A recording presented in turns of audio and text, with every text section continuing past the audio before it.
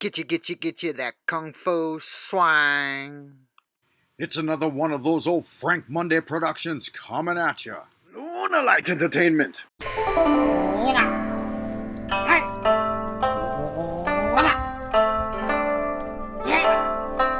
All right. It says I'm live. You never know how much truth there is to that. But irregardless of that fact, or regardless rather, I thought I'd do a little live streaming from the garden area and show you what it looks like. So let's have a look. Last year, of course, was, as you know, was 2020, year of the beast, year of the unleashing of the New World Order on a grand scale. And I had a little brain problem. Never any kind of fun with the brain when it goes wrong.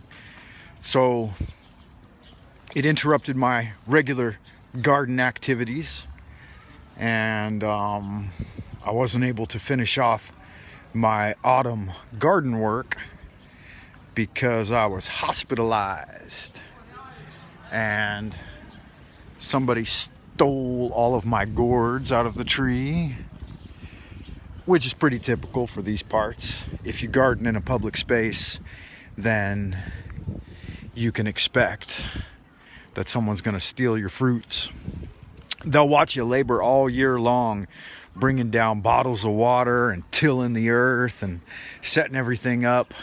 And then they'll wait patiently in the shadows until the pumpkin or gourd or pepper has come to fruition, and then they'll nab it. It amazes me that you could sit and watch a farmer all year long toil in his labor in the early morning hours and then nab his fruit. Breaks the old cognitive capacity to rationalize what some people fucking think. This guy's already gotten started. He's got a couple of wooden beams out. And here's a little betel wood. Someone salvaging some iron. That's always fun. Yeah, so the yard's looking pretty good, as per usual. Some of the things remain. Some of the things have been taken off. You got to stay out of this area right here because the guy on the 5th floor throws down all kinds of rubbish. And this is actually one of the more perfect areas to quietly cultivate if it weren't for the fact that homie would dump buckets of refuse in your direction. So that's one of the keys, is that this garden area is right below the folks' windows. And so you got to be careful when you're out here planting shit. But it'll be fun to get some seeds in the ground. I've already got some pumpkins, some pumpkin plants pre-sprouted in the apartment. Up there, there's my apartment. I've already got some pumpkins ready to go. And I just got to wait until probably the middle of the month, the equinox. Wait for the spring equinox. That way I'm sure that there won't be another frost to kill them off. Pumpkins are my favorite. One year I had pumpkins grown from that end of the yard all the way to this end of the yard, which is how far? Like maybe 150 meters. And I probably grew about, I don't know, 80 to 100 pumpkins out here. And it looked like a pumpkin patch. It was really delightful. I was able to harvest for myself maybe 10 pumpkins. But everyone got pumpkins that year. And they were a little disappointed, the people who stole my pumpkins. I would imagine. I know one of them was, because they are golden, what are they called? I think they're called Golden Globe pumpkins.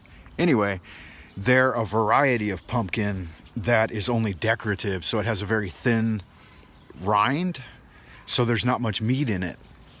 And they were curious as to why the pumpkins were big but hollow with very little meat, and the meat isn't very tasty. And so they didn't know that I'm a decorative gardener and I only grow because I like the way it looks, and I'm not growing them with the intention of harvesting them for food. So they're big American decorative pumpkins, which is it's funny to me, but it wasn't funny to them. So they'd wind up with a giant pumpkin that was nearly useless for food quality. But last year we grew some potatoes out in this little section, me and Dresden, and it worked. We were able, because the soil here is actually loose enough and decent enough that you could grow potatoes in it. We also grew what in this section? Let me think. We grew potatoes, peppers, and a big Chinese melon. Not the winter melon, but it's another one. It's similar to a winter melon, and they call it a yuan luogua. And it's a little bit bitter, but they say it's very nutritional.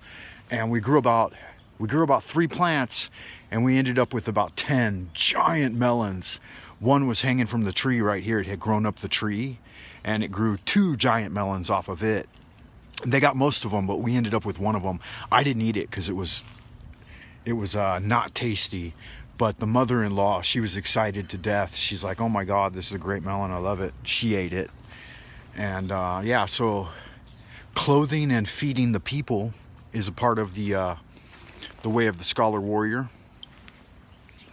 Yes, indeed. So I thought I would just check in and let you guys know that I've got garden plans once again this year, provided I don't get arrested for being a revolutionary and growing a garden where not permitted to. But these folks, they tend to do it themselves too. There's a couple of other old men out here, in addition to myself, that like to do a little hobby gardening. And we're lucky because this is one of the few places where you can have access to a public courtyard that you won't get in too much trouble if you keep it on the down low. You got to get out early morning before other people are out moving around and get your gardening set in place, and then just leave it alone and hope that they're more interested in stealing your fruits come autumn rather than bothering you for doing it. As you know, it says finished broadcast, but you and I both know that it's never finished. As above, so below. I'll see y'all happy, good-looking motherfuckers in the future. Love and kisses. Mm-mm.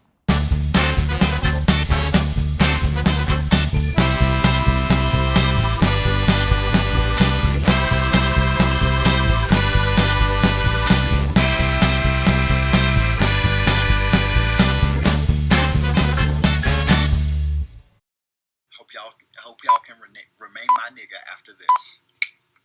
Thank you for watching Lunar Light Entertainment. Have a great day.